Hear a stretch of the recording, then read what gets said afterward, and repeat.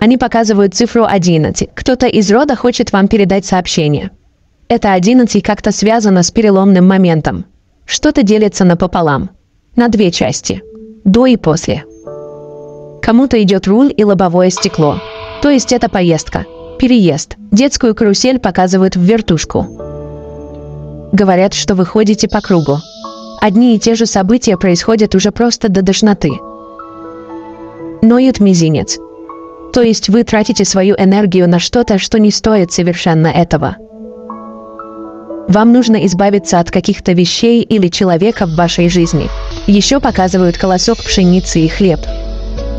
То есть они хотят сказать, чтобы вы не беспокоились за свое благосостояние. На все, что вам нужно, они дают. Они принесут возможности. Не думайте о безденежье. Не думайте о том, как будет завтра. Хватит ли завтра. Все будет. Они все дадут. Еще показывают мужчину, у которого постоянно беспокойный ум. Он постоянно о чем-то думает. Очень много думает. Ему не стоит переживать. Нужно просто пустить все события на самотек. Также и женщинам, которые переживают за мужчину. Просто отпустите события на самотек, оно само разрешится. Вам предстоит еще выбор. Между несколькими людьми вам придется выбирать, и кого-то из своей жизни нужно убрать, потому что вы тратите свою энергию на этого человека.